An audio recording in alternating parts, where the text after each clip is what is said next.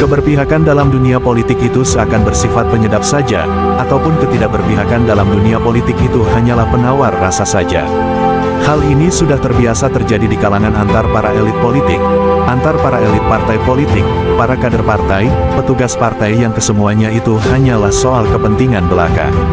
Di akhir penghujung masa tugas Presiden Jokowi yang tinggal menunggu hari, bak pohon yang tinggi dan berada di sebuah puncak bukit, yang rawan terhadap hembusan angin kencang dari arah barat, timur, selatan, dan utara menderu menghempas menerjang dari pangkal sampai ujung pohon. Begitulah resiko sebuah pohon, semakin besar, semakin tinggi, semakin kokoh, namun semakin dahsyat juga hembusan angin yang menerpanya. Sebuah fenomena juga tak heran lagi sering terjadi di akhir-akhir ini.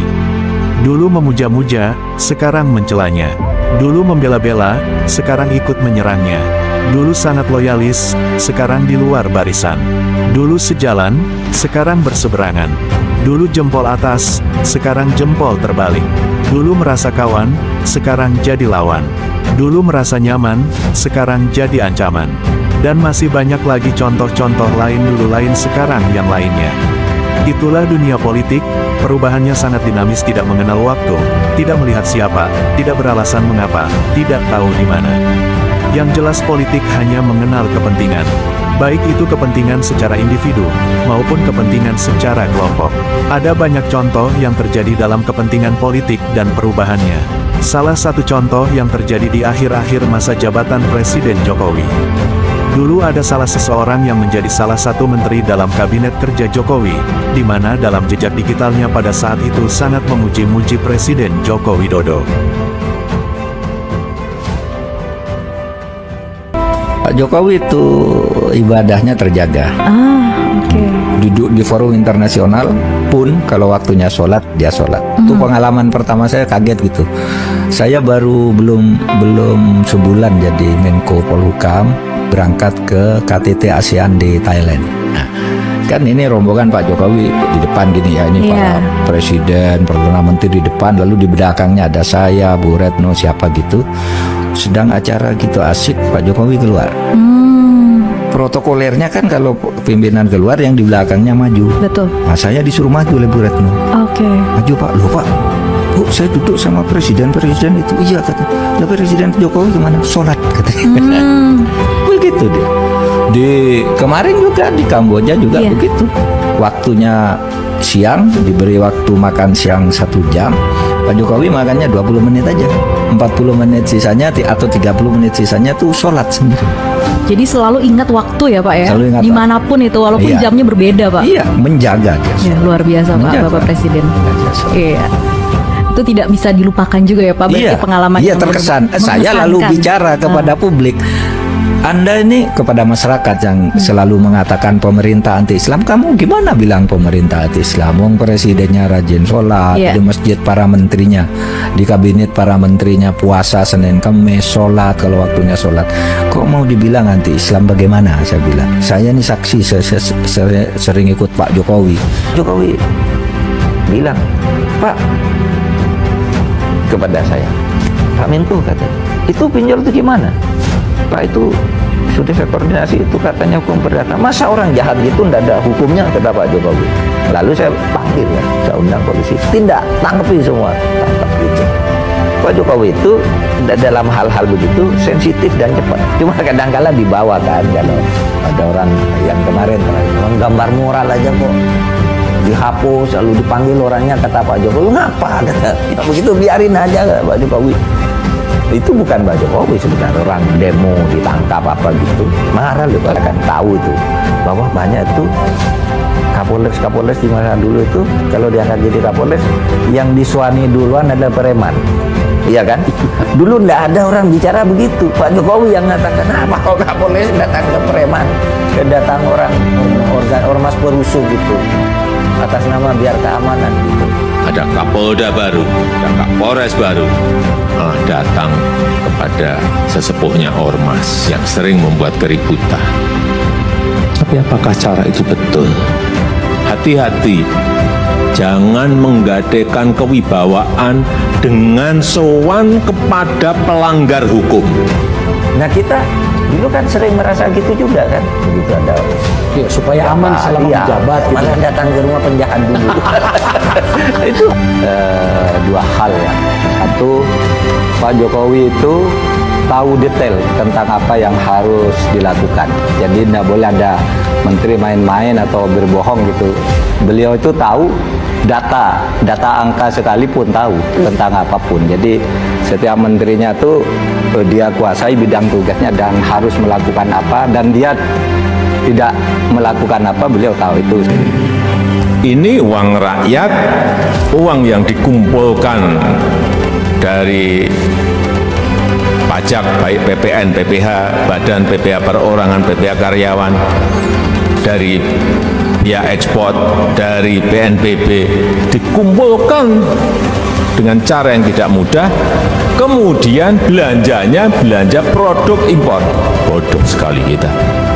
Maaf, kita ini pinter-pinter, tapi kalau caranya seperti itu bodoh sekali kita.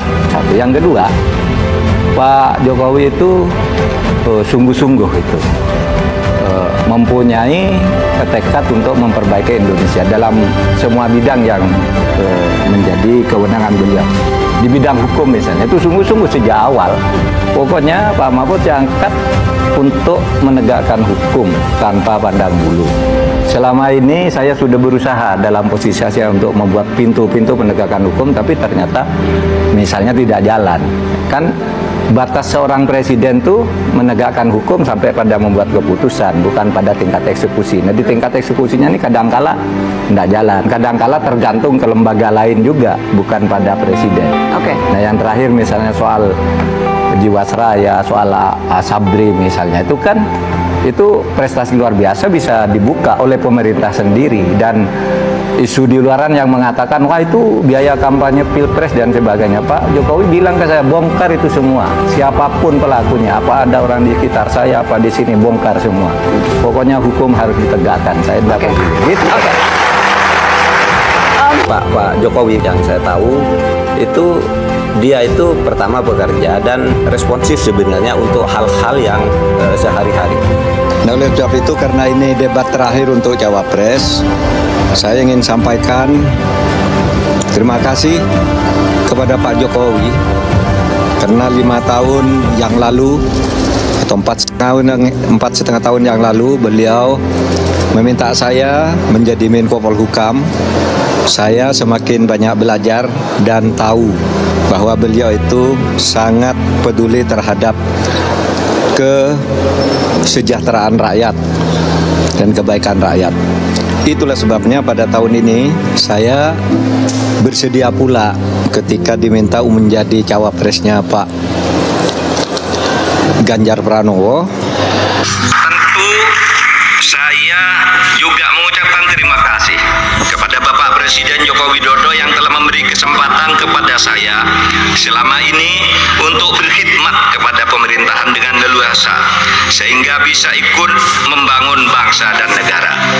Di sisi lain, pada saat menjelang kontestasi pemilihan presiden dan wakil presiden 2024, yang secara kebetulan beliau menjadi kandidat salah satu cawapres dalam kontestasi tersebut, beberapa pengamatan yang terjadi sepertinya awal mula beliau mulai berseberangan dan menyerang secara terang-terangan dan intens adalah dimulai dari video katanya berikut. Pak Jokowi tidak mau ngimpor beras. Lalu sekarang faktanya per hari ini catatan datanya harus dibaca ini. Wah, Pak Jokowi itu menyampaikan tidak akan mengimpor komoditas pangan jika nanti terpilih presiden. Ternyata kata Pak Prabowo nih, 4 tahun memimpin Pak Jokowi masih mengimpor dan itu merugikan banyak petani. Nanti dicek ya bahwa itu pertanyaan Pak Prabowo ke Pak Jokowi saat itu. Pak Jokowi bilang tidak akan ngimpor.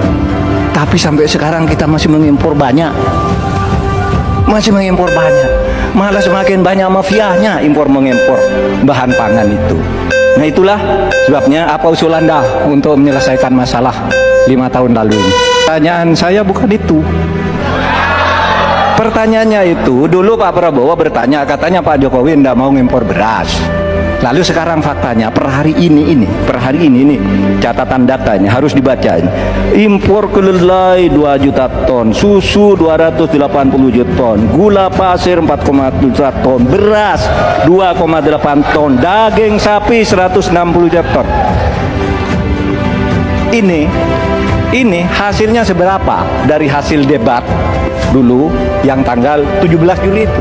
Perkembangannya seberapa? Semakin banyak nih angkanya, semakin banyak impornya, semakin terdiversifikasi juga impornya dari data ini. Nah, oleh sebab itu kemudian secara lebih mendasar saya ingin menanyakan posisi Mas Gibran dengan penuh hormat. Posisi Anda sebagai wakil presiden, bagaimana tentang konsep Trisakti Bung Karno terkait kemandirian itu? Gini loh, kalau akademis itu gampangnya kalau bertanya yang kayak gitu-gitu tuh recehan, gitu. Recehan. Bagaimana cara mengatasi greenflation? Masih ada waktu, Bapak Gibran? Aturan istilah. Kami sampaikan kembali. Ini tadi tidak saya jelaskan karena kan beliau kan seorang profesor. Selanjutnya dalam acara lain, mulailah tersulut dengan serangan-serangan yang lebih intens. Membiarkan emak-emak dan ibu-ibu untuk melahirkan anak-anak yang tidak berakhlak itu adalah satu dosa besar kepada bangsa ini. Bangsa ini akan hancur manakala generasi mendatang itu tidak punya etika dan tidak punya akhlak. Namun setelah Mahkamah Konstitusi (MK) mulai menggelar sidang perkara perselisihan hasil pemilu PHPU Presiden dan Wakil Presiden pada hari Rabu tanggal 27 Maret tahun 2024 yang menyatakan dan memutuskan berdasarkan penetapan Komisi Pemilihan Umum KPU Republik Indonesia atas rekapitulasi hasil penghitungan dan perolehan suara tingkat nasional pemilu Presiden Pilpres 2024, pasangan Prabowo Gibran dinyatakan menang dengan memperoleh 96.214.691 suara atau 58,58% suara. Sepertinya beliau sudah mulai agak landai dalam bersuara lantang terkait hujatan ataupun kritikan terhadap Presiden Jokowi. Namun di akhir-akhir ini, menjelang selesai masa jabatan Presiden Jokowi di tanggal 20 Oktober nanti, sosok yang dulu memuji-muji ini kian gencar dalam mengkritisi bahkan mengkoreksi hal-hal sekecil apapun yang mungkin berpeluang menjadi jurus jitu untuk menyerang kekurangan dalam pemerintahan Jokowi, kepribadian Jokowi bahkan keluarga Jokowi. Ini gini loh, Bang Karni, ketika saya diminta menjadi calon wakil presiden itu, kan nama pasangan Pak Prabowo belum muncul. Di dalam pikiran saya Pak Joko Widodo itu akan tetap bersama Mas Ganjar, sehingga saya wah ini enak nih kalau Mas Ganjar langsung jadi nih gitu kan. Ternyata 5 hari kemudian yang muncul namanya Gibran gitu, lalu konfigurasi berubah, tapi tidak apa-apa, itu politik. Itu politik. Saya sendiri waktu itu menghitungnya ya paling lawan saya itu Pak Prabowo berpasangan sama Erik atau sama Erlangga atau sama siapa gitu kan, itu yang muncul. Tiba-tiba keputusannya Gibran yang harus ngitung ulang akhirnya ngitung utang kekuatan kita. Kalau kemudian Gibran maju jadi wakil presiden pada saat Presiden Jokowi masih berkuasa, itu dinasti politik atau tidak, Pak? Ini sebagai pakar hukum tata negara. Enggak, dinasti politik itu sebenarnya bukan ada di negara demokrasi biasanya. Kalau seperti yang terjadi di negara demokrasi itu tidak ada larangan. Saya sudah berkali-kali dan nepotisme, misalnya anak presiden jadi pejabat berikutnya, suami seorang bupati jadi bupati berikutnya, itu tidak ada larangan hukum. Sejak hukum tata negara, saya katakan ketika orang kenapa Pak Mahfud diam, ada tidak, saya mau ngelarang pakai apa? Uang hukum membenarkan itu pada soal kepantasan, soal etik, moralitas dia menentu untuk kepentingan negara apa tidak gitu. Jadi tidak ada larangan dinasti politik kalau dalam arti keluarga menjadi pejabat. Tidak ada larangan secara hukum. Itu enaknya Pak Jokowi itu. Tidak pernah negur. Artinya saya tahu siapa musuh politiknya Pak Jokowi, saya tahu temannya Pak Jokowi. Saya sering bertemu dengan orang yang suka ngeritik habis-habisan Pak Jokowi. Pak Jokowi tidak pernah negur dengan saya, dibiarin. Saya ketemu Rizal Ramli, saya ketemu Said Didu, saya ketemu siapa aja. Enggak tuh, itu kan orang yang paling keras terhadap Pak Jokowi. Tapi enggak apa-apa tuh Pak Jokowi. Malah dulu ketika saya bergurau itu tuh Pak Fadlizon sama Fahri Hamzah itu perlu diberi oleh bintang Mahfud. Oh ya kasih aja katanya Pak Jokowi. Padahal itu orang yang paling keras. Memenuhi syarat, tapi memenuhi syarat Pak. Dia sudah pernah memimpin DPR 1 periode. Kasih. Oh, kalau orang dendaman apa? Coret. Pak Jokowi kasih. Malah dia bergurau. Ini sungguhan nih. Kenapa Pak Mahfud? Kok tidak Rocky Gerung diusulkan? Dia itu loyal kepada Pak Jokowi. Hampir siapa loyal? Pak Mahfud. Pak Mahfud loyal pada Pak Jokowi. Loyal pada Pak Jokowi dan tidak pernah bicara ganjil tentang Pak Jokowi. Semasa dia menjadi pejabat, dia adalah pembela Pak Jokowi habis-habisan. Tiba-tiba ngomongnya lain. Jokowi ini ingin mempertahankan kekuasaan itu sudah lama dan langkah-langkahnya tidak pernah berhenti. Ya, pertama nih, mulai dari apel kepala desa itu yang dimotori oleh menteri-menteri agar membuat pernyataan 3 periode. Ada yang ngomong presiden dipilih 3 periode, itu ada 3 menurut saya. 1, ingin menampar muka saya, ya. Yang kedua, ingin cari muka, padahal saya sudah punya muka. Yang ketiga, ingin menjerumuskan. Saya tegaskan, saya tidak ada niat, tidak ada juga berminat menjadi presiden 3 periode. Konstitusi mengamanahkan 2 periode. Itu yang harus kita jaga bersama-sama. Ada beberapa menteri dan pimpinan partai waktu itu ikut kampanye kan, 3 periode Pak Jokowi masih diperlukan. Tapi masyarakat sipil, pejuang demokrasi dan penegakan hukum ngelawan habis-habisan, partai politik seperti Bu Mega ngelawan, sehingga itu gagal. Sudah itu dimunculkan lagi ide, kalau tidak bisa 3 periode, diperpanjang 2 tahun atau 3 tahun kan, karena COVID itu kan mengganggu pemerintah nggak bisa kerja. Wah, itu dilawan lagi kan. Tidak pernah ada pembahasan tentang penundaan pemilu maupun penambahan masa jabatan presiden dan wapres, baik untuk menjadi 3 periode maupun untuk memperpanjang 1 atau 2 tahun. Tidak ada di pemerintah. Sama sekali tidak pernah ada pembicaraan masalah penundaan pemilu dan pembahasan. Pokoknya harus pemilu. Apapun alasannya Pak Jokowi bagus atau tidak, kalau udah 2 periode habis ya habis. Itu kan pernyataan publik yang didukung juga kemudian oleh Bu Mega. Nah, itu akhirnya berhasil kan. Kita menetapkan jadwal pemilu, menetapkan peserta pemilu. Tiba-tiba muncul lagi itu pada bulan April tahun 2023 ya, ketika Partai Prima yang tidak dikenal apa-apa. Iya toh, dia sudah tidak lolos di KPU, lalu perkara ke Bawaslu, di Bawaslu tetap tidak lolos, perkara ke PT UN, kata PT UN tidak lolos, sudah tidak ikut. Tiba-tiba April gugat perdata, kan? Ini pasti rekayasa besar, ya kan? Masa orang tidak tahu bahwa masalah pemilu kok dibawa ke pengadilan perdata? Semua orang tahu, hakimnya bodoh juga.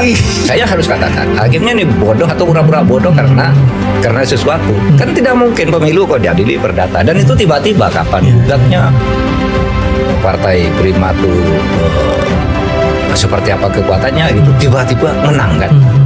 Yang isinya itu bukan hanya mengabulkan permohonan perdata, tapi meminta KPU menunda keseluruhan proses pemilu. Bayangkan udah bulan April tahun 2023, kan konyol banget tuh. Sudah kurang 10 bulan kan pemilu waktu itu. Wah, ramai se-Indonesia gitu. Itu tahap terakhir. Sudah itu kita gagalkan juga, Oke, nggak jadi presiden. Sekarang masuk ke MK, ya kan? Alat keberikutnya saya MK. Kalau saya begini. Kalau memang putusannya orang yang pernah menjabat sebagai kepala daerah itu boleh. Kalau putusannya berbunyi begitu ya artinya boleh.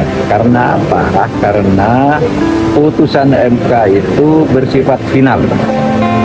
Artinya dia bisa membuat ketentuan lain dari yang ada di undang-undang yang prinsipnya itu mencoret, sebenarnya bukan membuat. Saya berharap jangan sampai ini menjadi alasan untuk menunda pemilu. Semuanya harus siap ikut pemilu dengan putusan MK. Meskipun kita mungkin tidak suka putusannya, tapi konstitusi kita mengatakan putusan MK itu final. Enggak ya? Ya mari kita lanjutkan proses ini karena memang di dalam tata hukum kita begitu. Dan saya tugasnya mengawal itu. Silakan yang mau protes punya jalannya sendiri, masih terbuka karena ini demokrasi ya. Silakan aja. Kalau saya minta sebagai salah satu penyelenggara pemilu atau yang ditugasi oleh pemerintah untuk menjamin kelancaran pemilu, saya katakan semua parpol harus terus berjalan untuk mengikuti proses ini. Sekarang tidak ada lagi orang peduli dengan arahan Pak Jokowi. Kim Plus mungkin masih dipertahankan di Jakarta karena dalam konteks kepentingan politik maksudnya ya? Iya. Dalam konteks kepentingan politik nggak ada lagi cengkeraman Pak Jokowi, artinya udah tidak berdaya dia untuk mengatur-ngatur anaknya sendiri yang sudah pernah menyatakan mau calon kan, bahkan 2 hari sebelum peristiwa itu dia juga sudah diberitakan akan deklarasi dengan Lutfi, tapi sebelum itu lagi dia mengatakan saya siap bertarung gitu. Akhirnya tidak muncul lagi dan orangnya pun sekarang dari mana kita nggak tahu.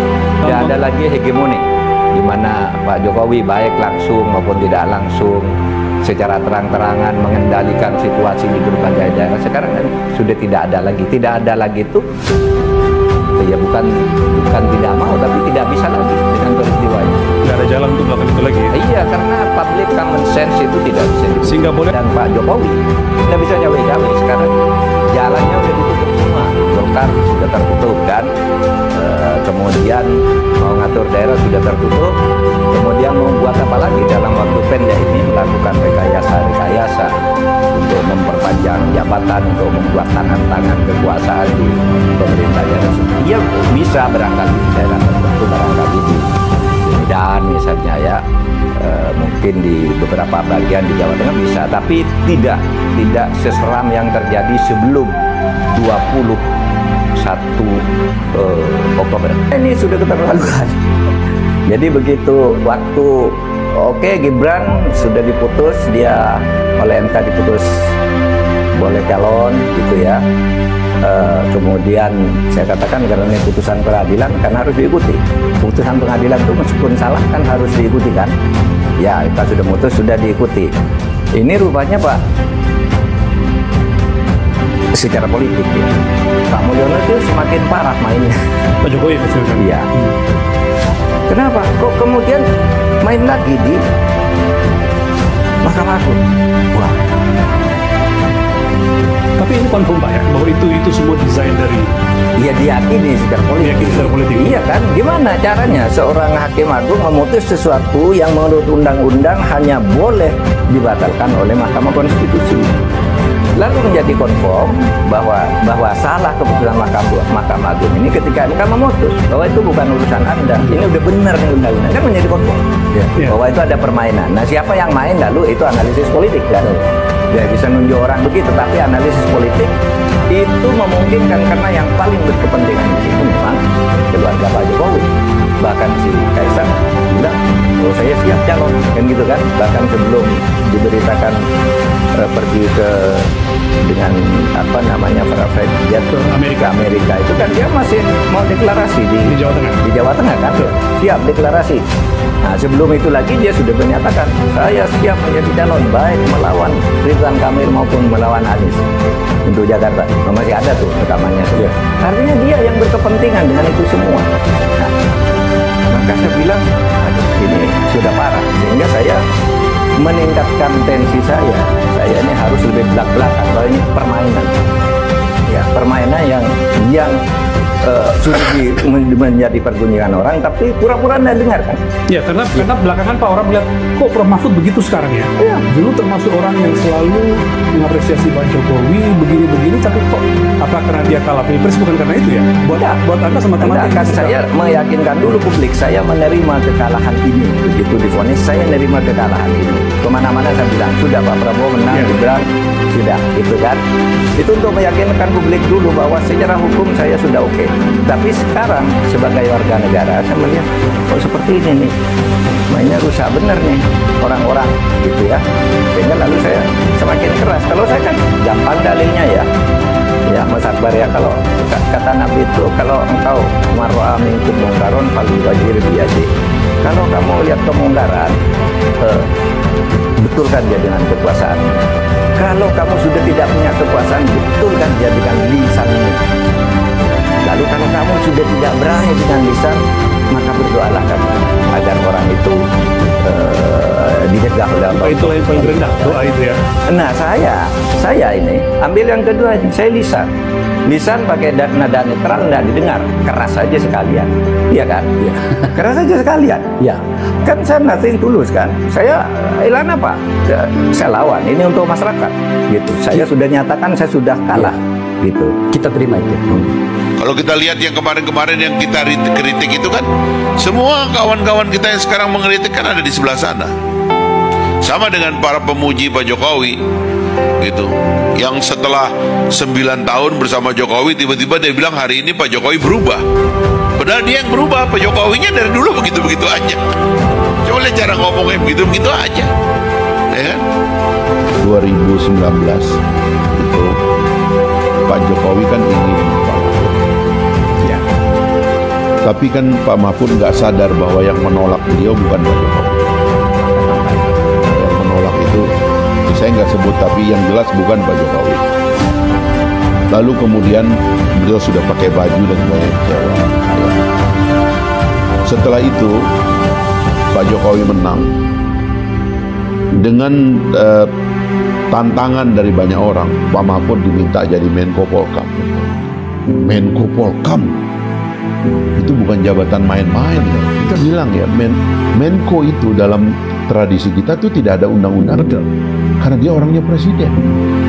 Dia orang yang paling dekat dengan presiden. Perkara keamanan, perkara hukum dan hak asasi manusia, perkara politik. Jadi sebenarnya, dan saya dengar banyak yang menentang, kenapa Pak Jokowi meletakkan dia, tapi ditaruh oleh Pak Jokowi dan berharap tentu Pak Jokowi tulus ingin Pak Mahfud membenahi politik, membenahi hukum, keamanan, HAM, semua. Dan dalam 4 tahun bekerja tidak ada komplain tentang Pak Jokowi. Masa seorang guru besar, mantan ketua Mahkamah Konstitusi Republik Indonesia tidak tahu apa yang terjadi di depan mata dia? Lalu kemudian ketika setahun terakhir beliau punya keputusan politik lain, semuanya jadi berubah. Jadi yang 4 tahun itu apa kemarin tuh? Ya kan mohon maaf ya, kita janganlah. Apalagi karena beliau berakhir dengan sangat baik menurut saya ya, mundur dari Menko, dan dia punya posisi yang baik sebagai mantan calon wakil presiden, itu tinggi itu. Berapa dari anak putra bangsa Indonesia yang bisa sampai pada posisi hampir menjadi wakil presiden? Luar biasa, ditonton sama semua warga negara. Ya kan? Di ratusan juta itu, triliunan uang APBN untuk mencetak nama beliau di seluruh kertas suara yang akhirnya beredar dan dipegang oleh rakyat Indonesia ini. Kan sudahlah, itu kan sudah baik. Coba kembalikan memori beliau kepada waktu memimpin Mahkamah Konstitusi, so far so good di zaman Pak SBY. Waktu 4 tahun beliau bertugas untuk membenahi sektor politik, hukum, keamanan, hak asasi manusia. Itu beliau. Kenapa memorinya setahun terakhir yang sangat partisan? Menurut saya ini yang perlu dikoreksi dari beliau. Karena itu kita berharap beliau juga sebagai sedikit orang yang pernah dalam posisi itu positif melihat situasi. Akhirnya itu yang terjadi karena beliau memutuskan untuk bertarung dalam politik ini. Tapi hemat saya ya, saya pernah menjadi anggota Komisi 3 bareng dengan Pak Mahfud. Sama-sama duduk sebagai anggota Komisi 3. Dilantik tahun 2004 ya, sebagai anggota dewan. Beliau setelah menjadi menteri ya di masa Gus Dur, lalu menjadi anggota fraksi PKB, dan saya waktu itu sama-sama sebagai anggota dewan sama beliau. Saya jadi tahu begitu, dan ada beberapa dinamika, terutama waktu beliau pindah ke MK, saya tahu apa yang terjadi. Kan waktu terakhir di 2004 itu terakhir beliau dipilih oleh rakyat. Setelah itu kan karirnya adalah non-elected semua. Ya. Sampai kemudian 2019, ya kan, 15 tahun kemudian dia menjadi pejabat elected. Menurut saya ya, mungkin beliau kembali ke komunitasnya yang non-elected. Jangan jadi politisi dong. Menurut saya mendingan jadi negarawan, kembali ke tengah ini. Sebab menjadi ganjil kita melihat hal-hal seperti ini. Kita memerlukan energi besar untuk bersama, untuk bersatu, untuk melihat nasib bangsa dalam transformasi ini. Waktu IKN itu diputuskan, Pak Mahfud ada di situ sebagai koordinator Polkam. Waktu reformasi pengadilan dilakukan, Pak Mahfud ada di situ. Waktu apa yang terjadi pada KPK, Pak Mahfud ada di situ. Semua ada, dan beliau adalah penanggung jawab utama. Termasuk penyelenggaraan pemilu 2024 ini, penanggung jawab hariannya adalah Pak Mahfud. Kalau wilayah hukum itu adalah wilayahnya Menko Polhukam, dan lebih hampir 4 tahun lah beliau ada di situ. Kalau ada pengadilan tuh yang kita adili ini kan Pak Mahfud sebenarnya. Karena dia penanggung jawabnya gitu loh. Jadi saya kira udahlah ya. Mari kita agak lebih positif lah, terutama bagi orang-orang yang ada dalam posisi seperti Pak Mahfud itu, untuk melihat transisi ini secara baik. Bangsa ini perlu energi besar untuk bersatu. Kita jaga demokrasi kita melalui mekanisme yang sudah ada, tapi jangan sampai pertarungan ini bukan menjadi pertarungan sistem, tetapi menjadi pertarungan emosi pribadi dengan. Sebab sebaiknya dalam kontestasi ini kita keluarkan itu soal-soal pribadinya, kecewa kita, beban pribadi kita, ketersinggungan kita, salah hitung kita dalam politik, jangan kita lembagakan menjadi bagian dari sesuatu yang permanen. Menjelang selesai masa jabatan Presiden Jokowi di tanggal 20 Oktober nanti, sosok yang dulu memuji-muji ini kian gencar dalam mengkritisi bahkan mengkoreksi hal-hal sekecil apapun yang mungkin berpeluang menjadi jurus jitu untuk menyerang kekurangan dalam pemerintahan Jokowi, kepribadian Jokowi bahkan keluarga Jokowi. Seolah berusaha sebanyak mungkin mendapatkan celah untuk mengorek perihal apapun. Secara umum disimpulkan bahwa semua berdasar atas asas kepentingan, yang menguntungkan atau tidak. Apakah merugikan atau tidak? Jika hal itu untung baginya maka peluang dipuji akan besar, namun jikalau itu merupakan sebuah kerugian maupun ancaman maka sangatlah mungkin akan menyerang. Ya itulah politik, semua berdasar kepentingan, bukan politiknya yang salah. Tapi salah orang yang menggunakan politik dengan sikap tidak tepat. Pandai-pandailah menyikapi politik, baik secara pasif maupun secara aktif. Jangan terbawa arus kepentingan yang mengatasnamakan rakyat, membela rakyat, berpihak pada rakyat, memperjuangkan rakyat, semua itu hanya tipu daya belaka. Sesungguhnya orang yang tulus bersama rakyat adalah mereka yang bekerja bersama rakyat dan untuk rakyat, bukan yang menghujat sana-sini dan mengunggulkan diri atau kelompoknya. Salam politik sehat.